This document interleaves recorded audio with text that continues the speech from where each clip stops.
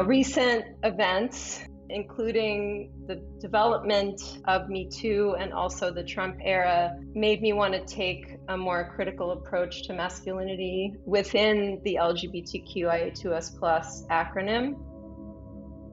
I think that there's also a really strong historical thread, and you are dealing with some things from the 19th century to the 21st. Good evening, everyone, or good morning, or good afternoon, whenever you are listening to this podcast. I am Kale Bantige Fajardo, and I'm an associate professor at the University of Minnesota Twin Cities in the American Studies Department and also in the Asian American Studies program. And I'm going to be the host or interviewer of Professor K. Allison Hammer, the author of Masculinity in Transition, which has just come out with the University of Minnesota Press. So, just to say a little bit about myself, and then I will introduce the author. In addition to what I said about being a professor at Minnesota, it's also an honor to be with the UMN Press because Minnesota also published my first book, which is entitled Filipino Cross Currents, Oceanographies of Seafaring Masculinities and Globalization. So I am a masculinity studies scholar, and I also do queer and transgender studies, and I took a queer and trans approach to thinking about Filipino seafaring and the global shipping industry. So I don't want to go too much into that, but I did want to say that I am in the field of masculinity and queer and trans studies scholar. So I was really excited when Allison invited me to do this podcast with them. Without further ado, I want to give Allison a proper introduction. K. Allison Hammer is an interdisciplinary scholar and critic of American culture, gender, and sexuality in the 20th and 21st century. Their work brings together a diverse archive of historical and contemporary literature, performance, film, and media. As a professor, they are interested in helping students understand and theorize the complexities of gender and sexuality in transnational contexts and the relationship to race, colonialism, and permanent war. They received a PhD in English literature with an advanced certificate in women's and gender studies from the Graduate Center of the City University of New York. Prior to coming to Southern Illinois University, where they are now, they taught at Vanderbilt University in the Gender and Sexuality Studies Department, where they launched the first courses in transgender studies and critical masculinities studies. Their first book, Masculinity and Transition, as I just mentioned, that was just published by the University of Minnesota Press. In this work, they look at toxic masculinity through a trans and queer lens to explore its historical root systems and cultural and political expressions. New ways of being masculine have been developed across the 19th, 20th, and 21st centuries, suggesting the fragility of the toxic norms currently shaping culture, politics, and society. They take a critical approach to masculinity as a complex gender formation that is tied to different embodiments, subjectivities, sexualities, identifications, and ideologies. The book promises to transform the field of transgender studies or trans studies, queer theory, and political theory more broadly. Additional articles and book chapters can also be found in the Rutledge Companion to Art and Disability, Frontiers, Journal of Lesbian Studies, Women's Studies Quarterly, Studies in Gender and Sexuality, Feminist Formations, and Transgender Studies Quarterly, The Lifted Brow, and EOAGH. I want to say congratulations for publishing the book, and it's a really great book, and I'm sure you're really excited to have it out there in the world after working on it for so long. And so if you could just introduce the book and maybe how you got interested in it and what you think are the key arguments in your book. Sure. Hi, everyone. Thank you so much for being the host. And thank you so much to Minnesota for being such a wonderful press all around and for hosting this podcast. So I want to start off by saying that this project is really completely different from my dissertation, in that in the dissertation, I was really interested in more individual forms of resistance through Butch. And I was interested in expanding Butch outside of a specifically lesbian balance and looking at Butch through a variety of different embodiments, racial categories, and also across film, literature, and music. Actually, I was interested in doing music in my dissertation, but recent events, including the development of Me Too and also the Trump era, made me want to take a more critical approach to masculinity within the LGBTQIA2S plus acronym, and also to really understand the history of what we're calling toxic masculinity in the culture, though I make the move very early on in the book to call it normative, to speak to the ways in which it's like the air we breathe or the ethos. It's not something that can be located in one individual. It's more a very far reaching way of being. And I also tie it throughout the book to political fraternity via Jacques Derrida's Politics of Friendship, and also through critiques of racial capitalism to establish how systemic norms of masculinity or masculine normativity is in a thoroughgoing kind of a way. Do you want to talk a little bit about methodology too? Sure. So one of my professors at CUNY, Robert Reed Farr, would say the word promiscuous. Like, I'm a promiscuous scholar and I use a variety of different fields in my work. It does depend upon very delicate readings of the objects themselves, but I use work from the field of sociology, political theory, philosophy, obviously queer studies, trans studies, queer of color critique. My methodology throughout was really to establish the spine of the argument as really tied to this idea of fraternity and seeing where that is visible or not visible within the things that I was critiquing. Because really what I wanted to do was also to make a book that was celebratory of queer and trans masculinities and looking at it from a more generative perspective than just sort of critiquing toxic masculinity throughout. And so it's really kind of a queer methodology for sure of piecing together different insights from different fields and having it kind of come together into a more complex but complete picture, I'd say. So, one of the contributions that you make in your book is that you directly and explicitly state that your book is engaging with racial capitalism and also white supremacy, along with heteronormativity. I was wondering if you want to say a little bit more about that angle of it. Was it that scholars had started talking about racial capitalism and that you wanted to bring that into queer and trans studies?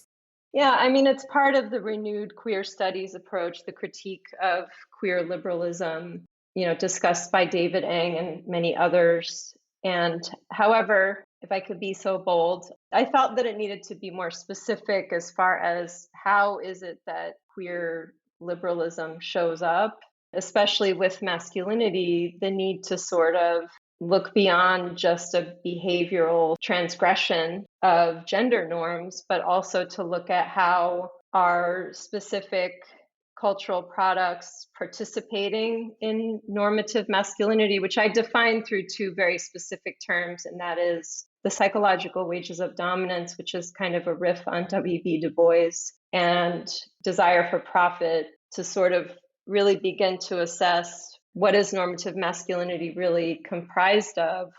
I really wanted to look more closely at whiteness, specifically also at white, queer, and trans folks. And that was also coming out of specific writers who are asking some very important questions. And that includes Miriam Abelson's book, Men in Place, which is a sociological study of trans men in the United States. She asks in her study, quote, "Are trans men a sign of more egalitarian gender relations and decreasing homophobia, Are they solely a local variation, or are they superficial rather than substantive changes that repackage hegemonic masculinity without upsetting relations of power in any significant way? She was really asking for trans men to speak on, especially white trans men, to speak on their relationship to racism, and just found that a lot of her interviewees were not really that interested in critiquing their racism. And that's not to pick on one single identity category, that's simply to say that race became extremely important in a different way than it was prior to the core of the argument, and specifically in the United States. And there were a few other books that came up too along the way, including True Sex by Emily Skidmore, which is from NYU Press. And what she discovered, which I found really fascinating, she assembles this through an archive of newspaper articles, that trans men were living prosperous lives in small town America at the time. And within the emerging eugenics movement, trans men could become part of this white band of brothers performing honest, quote unquote, honest labor, even after their assigned sex was revealed. And I thought that was really powerful. I hadn't really thought of it in these ways before until I started reading some of these works. And, your book, of course, Kale, Filipino Cross Currents, really also gave me the courage to create this larger frame to really question the global and local dynamics in the construction of masculinity. Particularly, I was drawn to your anecdote about how your subjects were more likely to interact with you and discuss tomboy subjectivity if you talked about your working class roots in the Philippines. And when you brought up your career as a US-based academic, which sort of implies this elite status, you were treated as a quote unquote woman. And I thought that this was really important too, in terms of looking at very specific historically contextualized examples to see what in the culture, what in the politics, what in the economic formation of the time folks were responding to or negotiating masculinity within.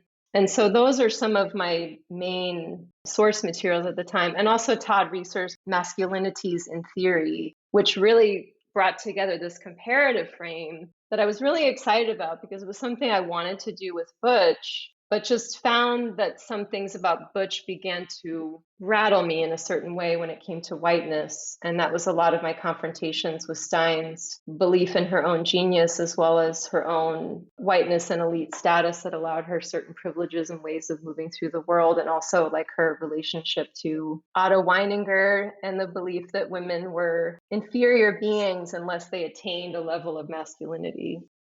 So, well, just to give a little background on tomboy, because not everybody out there might understand what Allison is saying. So, tomboy in my work and also in the Philippines is a sort of queer and trans embodiment and figure that, in our terms now, we might say is butch or transmasculine. And I was doing field work with mostly cis men who work in the global shipping industry. Allison is referring to how I was treated in different ways as my own identity at the time of my field work was sort of in the middle of butch and trans. And I'm trans identified and I go by he, him. I didn't say that. So I just wanted to say that is like a working class kind of identity in my book. And so I appreciate you bringing that up and making that connection in the local and global frame that you have in your book. One of the questions I had and because you brought up tomboy, Jack Halberstam is actually the person who encouraged me to write about that. So I first met Jack in the early 2000s and I was having dinner with him. And so he wanted to know about my field work. And I told him, I said, well, they sort of treat me this way on the ship. And like they wanted to talk to me about tomboys. And he said, oh, that's so interesting. Like, go with that. And so that helped me to have confidence to write such a chapter, which wasn't in my dissertation, and then made it into the book. So I do love Jack's work, and you engage with Halberstam, particularly his book, Female Masculinities, and you talk about how that was really influential. And you also do critique the book, which I thought was Cool in the sense that it made me think that trans and queer studies had sort of evolved and developed in a way that we are a couple of perhaps generations into the field, and that there is this intergenerational dialogue, and also how sometimes we don't necessarily want to critique the generation that came before us because we know that they did a lot to establish the field, and that's certainly how I feel about Jack. So I thought it was cool and interesting that you did honor him and that book, and then also you wanted to productively critique certain parts of it. So could you maybe talk about that decision and what parts were helpful and what parts do you feel like you would want to add something based on other texts or other analyses or other work that you did where you wanted to push female masculinities in maybe a direction that Jack wasn't able to at the time that he wrote that book? Yeah, definitely all of the above. So, Jack Halberstam, I mean, I don't believe that I would be a scholar today without Jack Halberstam. So just to get that in there, when I found female masculinity, it really changed my life because I had never read anything like it. And although I didn't know that I was a non-binary trans person at the time, trans mask person at the time, there was obviously something in it that resonated with me. And I hadn't even come out yet as a lesbian. My trajectory is coming out as a lesbian and really more of a femme at the time, and then going through all these gender kind of undulations along the way before I found that the language of non-binary was not available when I was, I mean, not even remotely. And so that language, there's so many more terms that we have now than I had, certainly.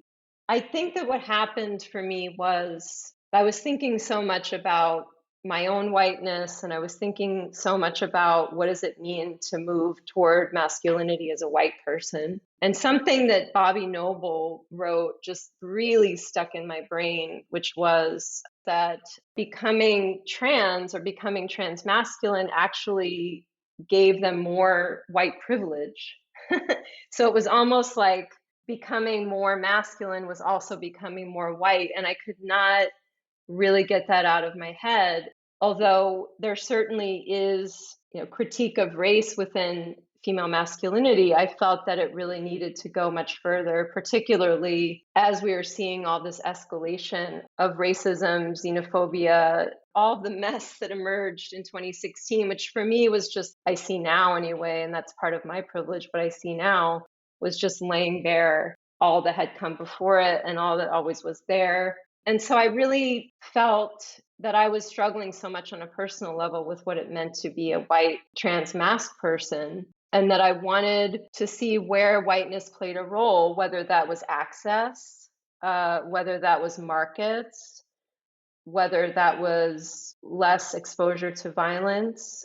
And I thought that the image of the fighter, the pugilist, was becoming a little bit problematic for me after January 6th, especially because, I don't look at that event as only through the lens of a singular embodiment. I look at that as a white supremacist event that contained a lot of different bodies. So I felt like gender performance could no longer be the marker of anything progressive or anything anti-racist necessarily. And also Linda Martine Alcoff's Future of Whiteness was very influential to me as well, where the working class American culture contains so much racism, which we know that, right? That I couldn't make that leap anymore without more careful thinking through and more specificity of what whiteness means in different contexts, if that makes sense. That's great. I think that's really important to. I'm really glad that you wanted to address those things. Yeah, and I just want to add on one more thing, and that is Kaji Amin's intervention with things that disturb, and that I also didn't have to make a totalizing critique in one direction or another. Meaning it wasn't about sort of that one's a racist and that one's not. It was more like, I'm disturbed by this, let me explore it. And I'm talking about the book Disturbing Attachments. So you talk about in the methodology that you just discussed that it was literary, sociological. I think that there's also a really strong historical thread running through it. And you are dealing with some things from the 19th century to the 21st. Do you want to talk a little bit about the historical dimensions and the objects of the chapters? Yeah, I chose to include Emily Dickinson because there was a really interesting trans reading of her work available. That's the earliest work that I deal with. These were also readings that I had done in graduate school that, those kind of readings that just never find a home. And I just thought, okay, this is an interesting home within this imagined boyhood concept, which was basically my idea that if one was transmasculine, one could invent a boyhood that never actually happened. And I saw that in Dickinson's work. And so I was able to also use some theorizing around the cult of true womanhood and what that meant to sort of break away from that for her, and how there were very few options for her. And of course, like putting that into the context of whiteness as well. So I don't do a linear framework. I break the book into three different sections. I should have mentioned that first. I put the book into three different sections. So the first section is sexual domination.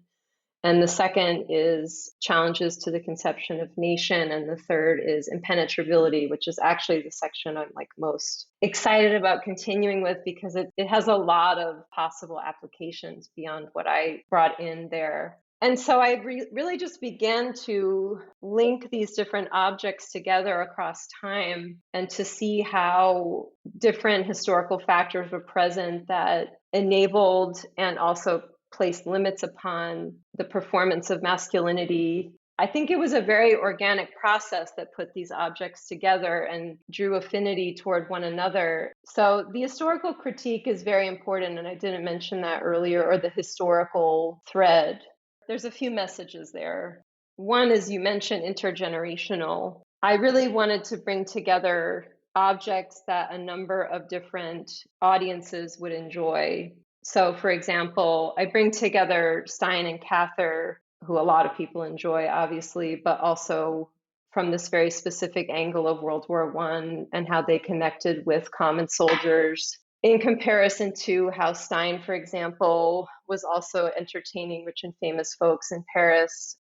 World War I was another node there, and also 9/11 was a node for the Western, but also the entire history of the Western. Oh, the multi-generational critique, right. So I bring in Stonebutch Blues. That was a novel that I read from like a very specific, more romantic lens, which a lot of people do. It was more of a sort of a love story that I found inspiring as a lesbian and later as like a transmasc, non-binary person. But what I found when I read the novel with fresh eyes, and I invented this term reading again, which is really to sort of look with fresh eyes at a text that's been looked at so many times, and found that really the history of labor, like Feinberg was telling, the history of labor throughout, really from the post-war strike period, the intensity of post-war strikes, like up until the 1990s.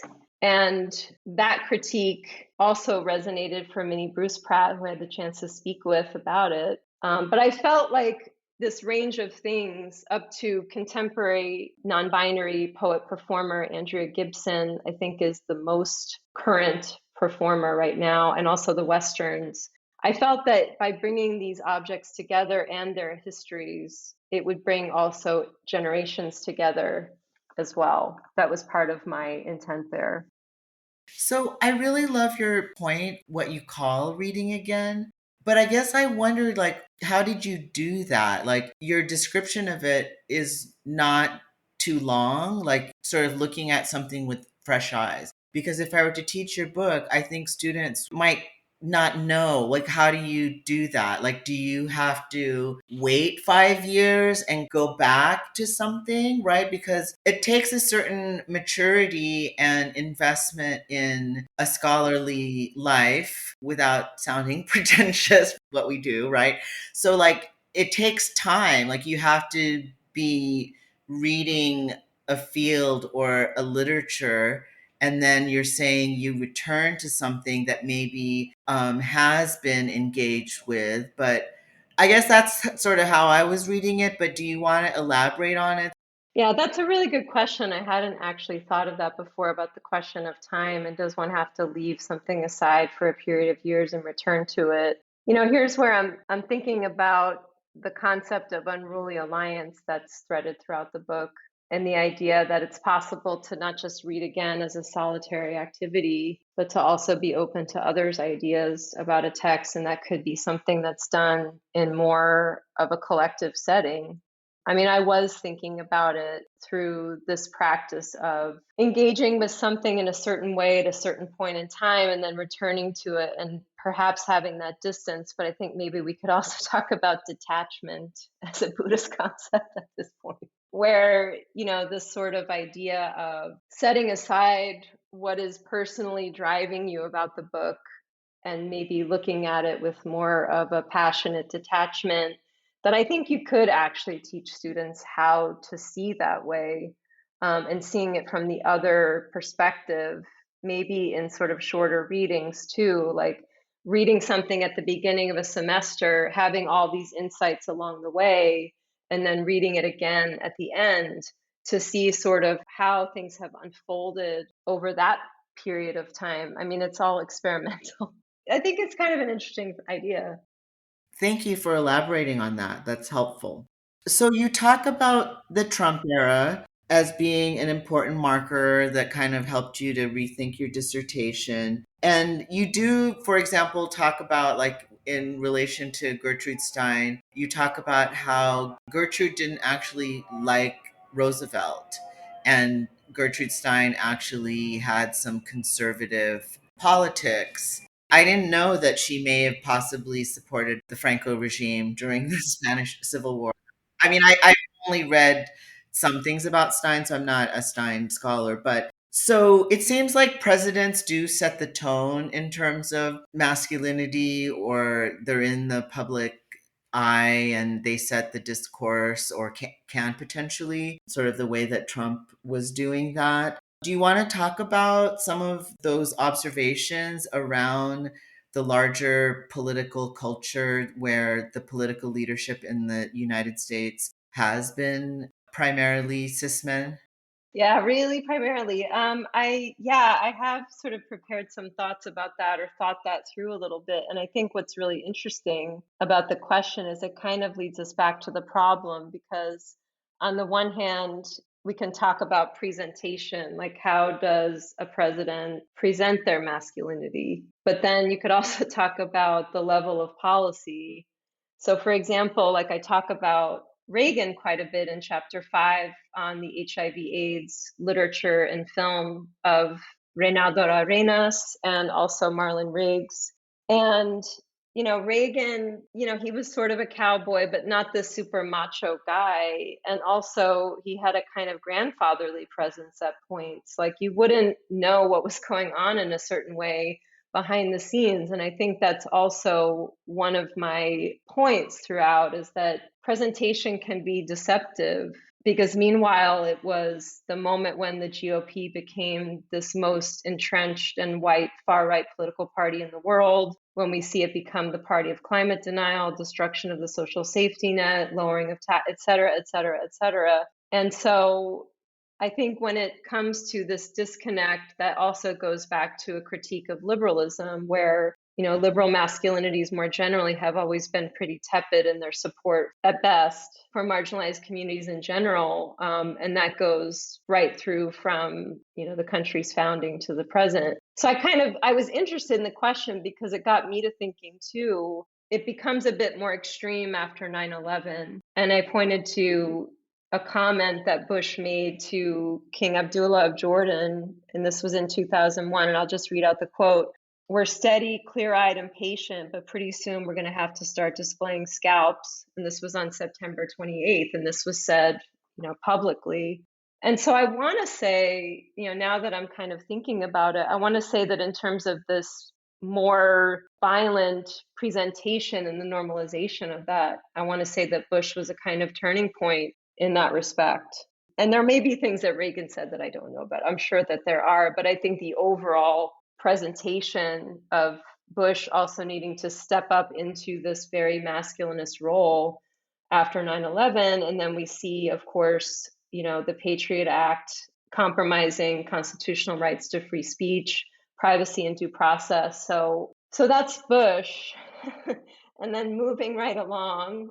So I talk about Bush in the Westerns chapter. I talk about Reagan in the HIV/AIDS chapter, and I do sort of a more thorough sweep of the history of labor and its very sort of non-productive tie to the Democratic Party, like throughout its history. And then when you get to Obama, like I was thinking that really, for me, would take a different trail of analysis that would have to take in things like assimilationist or respectability politics and things like that, because of how much Obama suffered, being criticized as not from the United States, having to show his birth certificate. Like these were things that prior presidents obviously had not been subjected to. But I think within that also very erudite masculinity, that very kind of liberal wise man sort of presentation, we have to think about his role in accelerating drone attacks. So I think that's, you do see that disconnect there as well, but I'm hesitant to make that tie completely. And then Biden, I'm really having a hard time with the current administration for several different reasons. And I don't talk about this in the book, but I think the fast tracking of building the wall on the southern border, which he claims he had to do because the funds had to be were allocated already and there was nothing he can do, I think that's a little flimsy. But I also feel like it brings up this issue of Trump's presentation is grotesque for many folks. Biden's presentation is not grotesque, but the wall still gets built, if you know what I mean. Yeah, that's a great point. So another book that was published recently is Omisheke Natasha Tinsley's book, The Color Pink, Black Femme Art for Survival, that University of Texas Press published last year. So Tinsley's also writing her book in response to the Trump era. And what she noticed was that there were a lot of queer and trans Black femmes who were producing like really interesting critiques through music and film, like Janae Monáe. But I did just read it and teach it. And disclaimer, Tinsley is the mom of my daughter. But I thought it was really interesting that you both were writing in the same era, but that she was dealing with femme cultural productions and you were dealing with butch and trans and kind of an expansive masculinity project. So I wondered if you had any thoughts on the development of femme studies and what you think is going on between these two subfields or fields within queer and trans studies and also Black studies. I have not read Tinsley's book, but I'm really excited to read it. And what I'm hoping is that chapter 1 might be useful for femme studies, and I think for queer and trans and or BIPOC femme studies. But what I'm doing in that chapter is also continuing, in a way, Halberstam's project of continuing to think about how cis femmes also can perform masculinity and how trans women can perform masculinity. And I think that's an interesting thing to think about, because I think a continuation of Halberstam's framework allows for that as well. And so just to introduce that chapter, I talk about female phallicism, which, I talked to a lot of trans women in my life about this concept because I wanted to see if it was actually useful for trans femmes and for cis femmes as well, because I deal with two different sides of potential deployments of this concept of female phallicism. The first is through Nao Bustamante's film form in Silver and Gold, and also her performance in Digarito, which is just like a wild film. And it just sort of speaks to another thing that bothers me about this butch centrism, if you will, in masculinity, which is that it becomes possible then to say, well, butches and trans men aren't the only ones to strap on, for example. I think that kind of was something that was brewing inside of me too, was this question about expanding the phallic possibilities beyond just butch and trans masco. So I think that would be useful. I can't speak to whether that would be useful. I hope that would be useful. And I think it was also an extension of how I was thinking about earlier 20th century blues artists as well, who were using more masculine identified forms of sexuality and performance in their work.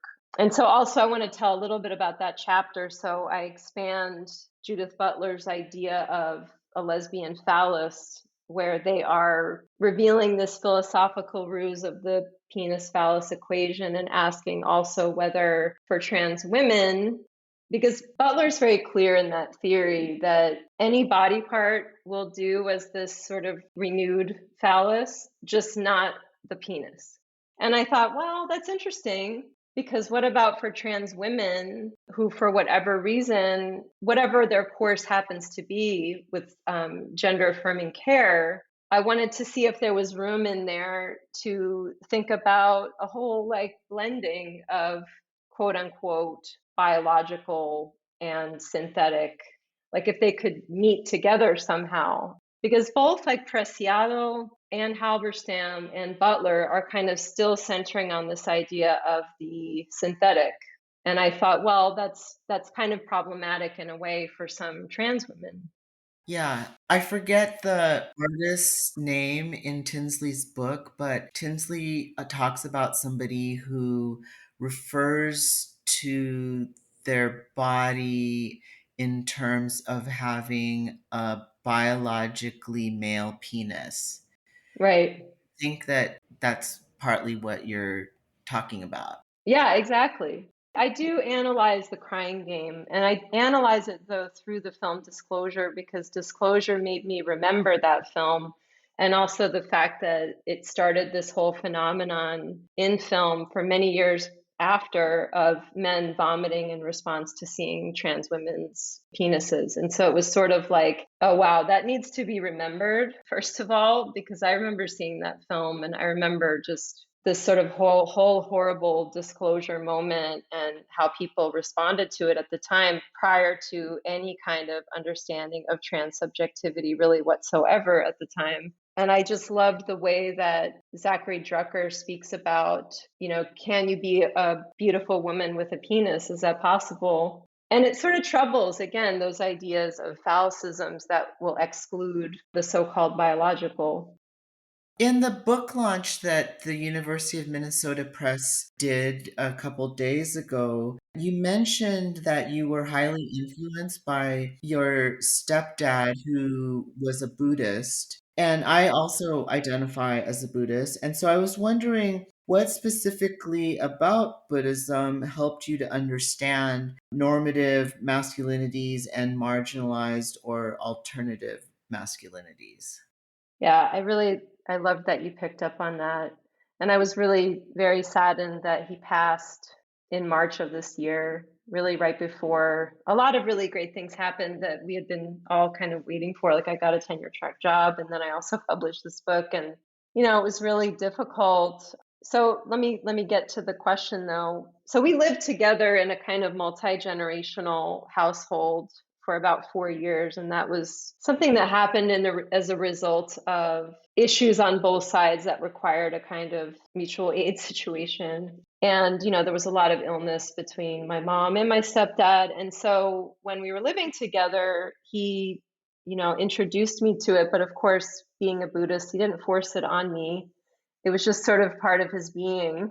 And we would sit together every night, and he would read from his sutras, so he took vows in three different traditions. He took vows in Zen, Vipassana, and Tibetan. And so he had been practicing for over 40 years. And the thing that really amazed me about him, and he wasn't orthodox about any of those views, but I saw what Buddhism did for him, and this was to make him just extremely accepting of my trans and queer friends, like whoever came around, they were invited in. And that was one of the things, is like he never stopped growing. He was 93 when he died. So he grew up in a very different era as well, in the Depression. And for him, like coming out of his Buddhism, like identity was not a static thing, as it's not in Buddhism. In fact, quite the opposite. It was something for him that could change very frequently. And in fact, like, he would say, and this is, not his saying, but to know the self is to lose the self.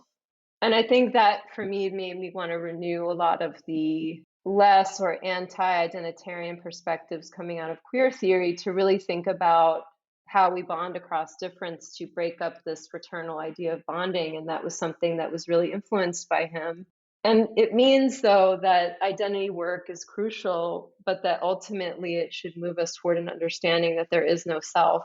This is going to get real weird real fast. But yeah, so if there's no self, it doesn't mean that I don't have identity. It just means that I'm connected to everything around me and I'm connected to all beings. And also that part of taking vows means that you help beings wherever that help is needed and whenever you feel you can be of help. And it's not a charity thing. It's much more about I am connected to you and you are connected to me. You know, I haven't been able to sit since he passed. I just haven't. It just, every time I sit, I just cry. So I'm hoping that I will get back to it because I know that like he wants me to practice and continue practicing. But yeah. Thank you so much for sharing something that's also really personal. I'm really sorry for your loss, and he sounds like a great guy. Yeah, he was a great guy. Like, yeah, he's not going to force Buddhism on you. No, you don't do that. Kind of related to that, though, in queer and feminist studies, there's been significant work on care or self care and community care and also healing trauma. How does your book dialogue with these kinds of conversations? Can you talk about the care practices that you mention in your book? And what about care practices you yourself are invested in as a queer slash mask, non binary scholar, teacher, and perhaps activist or just human being? The reason that I'm asking this question is if we're thinking about normative masculinities as being toxic, then it seems to me that people who do identify as masculine are also trying to figure out how to not do that, which your book does address. So that's also why I'm thinking about care and trauma and healing and those kinds of things. Yeah, so I'll just sort of talk a little bit about what I read and how it impacted me. I read work in queer crip studies, specifically Leah Lakshmi, Peepsna Samarasinha's books on care, and also some of her poetry as well. And I also read Hill Malatino's Trans Care. And I was most influenced by Dean Spade. And I think it was Dean Spade's work on mutual aid. So he wrote Normal Life and then also wrote the little book on mutual aid, which was more of a how-to, and tons of other stuff too, and teaching and everything. And there are many other influences that came to mind, and I'm invested in my own recovery situations, my own healing work, of course. But I think that like what came out of it for me was something that I wasn't seeing. And that is a way in which it comes close with Spade's work on mutual aid, I think, though, especially his work with abolition.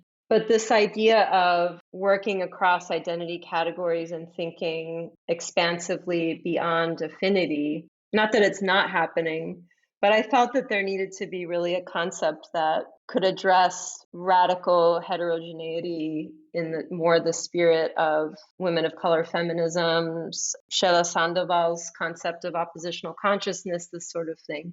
It came out of my own experience in a lot of ways too.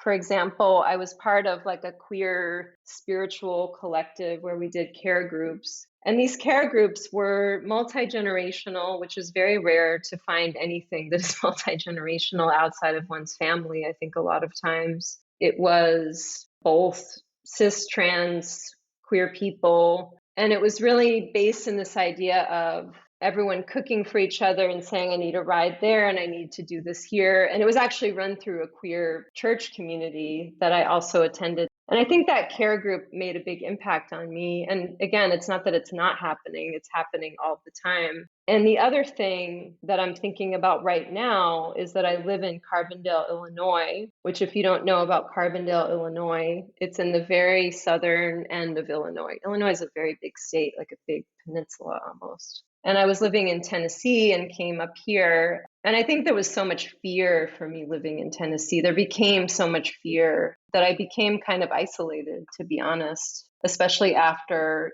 the Matt Walsh debacle happened and Vanderbilt, where I received my own gender affirming care, shut down its youth care. Well, it was forced to. And, the Senator Marsha Blackburn of Tennessee headlined the End Child Mutilation rally, and Proud Boys were showing up. And it just was becoming increasingly threatening to the point where I did not feel safe. And so coming here, one of the things that's been really exciting is it's a center of reproductive justice because we have 2 abortion clinics in a town of 20,000 people, and people are coming from all over the area, as far as really Tennessee and even further south, to get care. And there's also trans refugees coming in literally from Texas, Oklahoma, Tennessee. And there's actually, organizations that are helping folks to resettle. But what happened for me is I immediately got folks together to think about reproductive justice because I felt like I could. And I really reached out to groups of people that don't normally meet together. I spoke with Black women community leaders who were talking about their own experiences with health disparities in terms of birthing and health disparities in general in the community. And I want to do something on Black maternal death rates and infant death rates in Carbondale. So that for me is Unruly Alliance. It's because I'm reaching out to folks to bring other viewpoints and perspectives in and caring about their stories, so that I want to educate, since my primary role is an educator, but also as someone who's now running events as a coordinator. And I think for me, it's not necessarily even about working with like queer and trans organizations in town. We have one called the Rainbow Cafe that is really primarily white people. And I think that's fine, but I also think it's very well staffed. Like, I don't honestly think that they need more volunteers. I would go there for community for myself potentially. But I think for me, it's always about seeing where those identity lines can and must be crossed in order to reach people who are most suffering in a community. And I think I'm going to be able to do really good work here in a small town that is suddenly on the map. I mean, there have been articles in the New York Times and USA Today about this town, and I'm already seeing a lot of places where I can contribute and also bring these stories out. That's great. Those migrations are also happening in Minnesota, and different folks coming to the Twin Cities for various kinds of care. So, my next question has to do with, I really like it in the New York Times where artists and writers talk about like what their day looks like.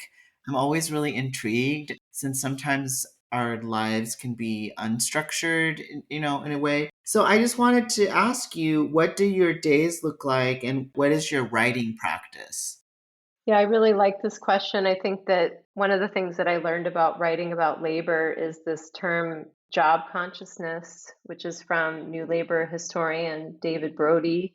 And it's basically laying bare, like, what do you do? How do you do it? What are the conditions? Talk about what our labor is like. I think we need to do more of that personally as academics. I think it's really where we also get to know each other better. I am an artist scholar, so that doesn't mean necessarily I make art so much anymore, because I was a visual artist before I became an academic. It was a complete weird fluke that I became an academic, actually. So I like to create distance between me and whatever institution I'm in order to do the writing that I do, because it requires, and I have this luxury now, which I did not have in previous positions, to have that allotment of 2 kind of full days in my schedule. Obviously, that means like working weekends a lot of the time, where I can detach from the demands of right now teaching and coordinating and emails. And for me, and I know that you're a fellow Buddhist traveler, so for me it really is about getting into that meditative flow state where I can connect with what it is that I'm really thinking and feeling. So yeah, I mean, with the book, I also, like, of course, and I need to talk about this too, because it's real. Like, for those of us who it took a minute, by a minute, I mean 6 years to get on the tenure track.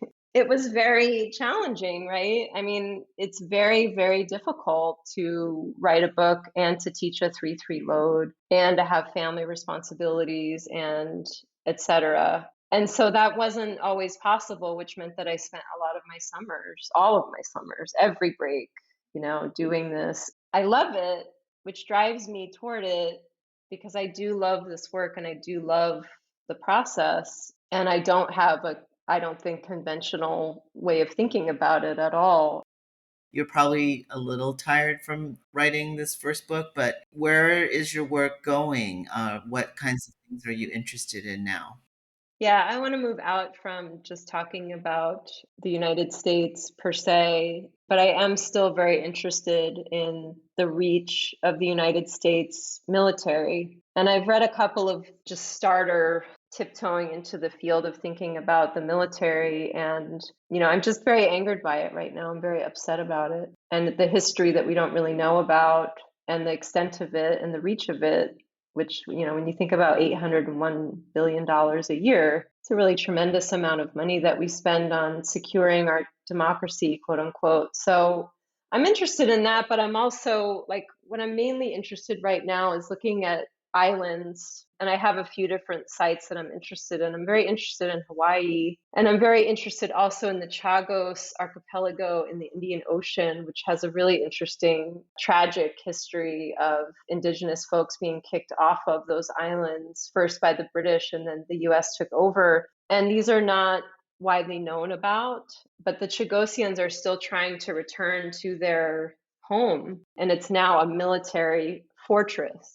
So I'm interested in gender along those lines because the bit that I've read about it, the indigenous people had this very fluid concept of gender. And there's this image that I have in my mind when I've watched a film recently of this Chagosian who's sitting watching this footage of American military sort of stomping and building and polluting and expanding this complex on the island that was once called home. And there's specifically a shot of a woman in a bikini, leaning over with a machine gun. And it's just very strange to see this collision of, what is it like to see one's home completely ripped out from under you? And there are many, many, many, many, many, many other stories like this, right? Lesser known, more well known. I'm really interested in Hawaiian resistance. I've read with my students some queer and trans writings out of Hawaii where the resistance is so strong. But it's also this fantasy land of vacation. And, the show White Lotus recently tried to take on this theme of colonialism, but I think to mixed effect. So that's what I'm thinking about right now. And I don't know how it will take shape, but I'm still very much interested in continuing to think about the United States, but from outside of just the frame of the continental United States. Well, that sounds really exciting, and it sounds like you might be dialoguing a bit more in Asian Pacific studies. Yeah, so that would be pretty cool if you started going to our conferences. Yeah, we're kind of out of time, but I want to thank you for answering my questions and also speaking with the audience out there. Before we go, though, I want to thank Margaret Sattler, the staff person from the University of Minnesota Press, who has been listening in on this conversation and helping us with tech. So we really appreciate Margaret and all the other folks at the press who support new and also older authors. And Allison, if you want to say any parting words. Yeah, just thank you so much for being here with me. I really, really appreciate it and value your insightful questions. And thanks everyone for listening. And yes, Margaret, thank you so much for doing tech for us and making all this happen. Thank you, everyone. Good night, Thank you. good morning, and good afternoon, etc. This has been a University of Minnesota Press production. The books Masculinity in Transition and Filipino Cross Currents are available from University of Minnesota Press. Thank you for listening.